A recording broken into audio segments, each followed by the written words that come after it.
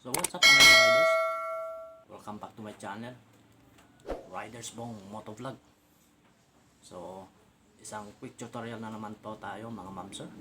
So para sa mga taong gustong matuto lang po to mga ma'am sir. So ang ituturo ko sa inyo kung paano ba palitan ang desktop icon ng mga larawan po natin. Para sa ganun po, gumanda po ang ating phone desktop po.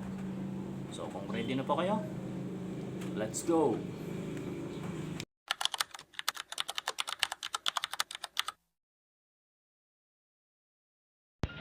So dito na tayo sa ating phone desktop mga ma'am sir.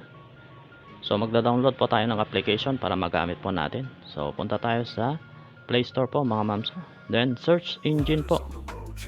Then type Nova Launcher. Ayun. So install lang po natin yung ating application po para mga ma'am sir, para magamit po natin sa pagpalit po ng larawan sa ating phone desktop icon. So wait lang po natin mga ma'am sir.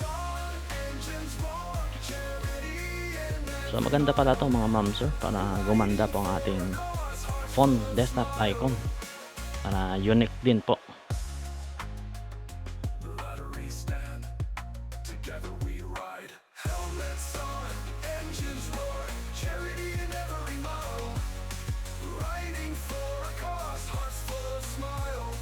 So punta na tayo sa ating Nova Launcher settings. So pipili po lang tayo dyan kung round o circle ba o flower type ba yung gamitin natin icon para sa ating larawan po.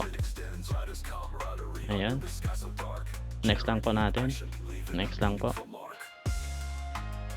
tapos punta tayo sa home, then punta tayo sa ating application po sa Nova Launcher, set launcher.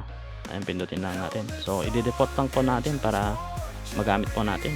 Ayan, itap lang natin yung Nova Launcher, change, para sa ganun mapalitan po natin ang ating icon po mga ma'am sir. For example po, ayan, punta tayo sa desktop icon po natin. Ayan, kunwari po ang gagamitin po natin yung Facebook po, ang papalitan po natin. Ayan, may lapis po, edit, then pindutin lang po natin yung Facebook application. Yan po yung icon na po yan. Then gallery application. So pipili tayo sa ating mga larawan na gusto natin ilagay doon sa icon mga ma'am sir. So magsa-search po tayo. So kunwari yan po yung pindutin ko mga ma'am sir. Ayan, check lang po. Pwede po natin palitin o palikin mga ma'am sir. Ayan, i-done lang po natin mga ma'am sir. Ayun, okay na po mga ma'am sir. Nasa inyo po kung lahat po papalitan nyo mga ma'am sir, para maganda po talaga tignan mga ma'am sir. Gawa ulit tayo ng bago. Kunwari po yung Gmail po natin mga ma'am sir is papalitan ulit natin. Ayan, may lapis din. Then pindutin po natin yung icon na Gmail po. Then palitan na naman natin yung photo po ng ating larawan. So pipili na naman tayo sa ating gallery mga ma'am sir, kung ano po ilalagay natin. Kunwari yan po mga ma'am sir. So ganyan lang po mga ma'am sir.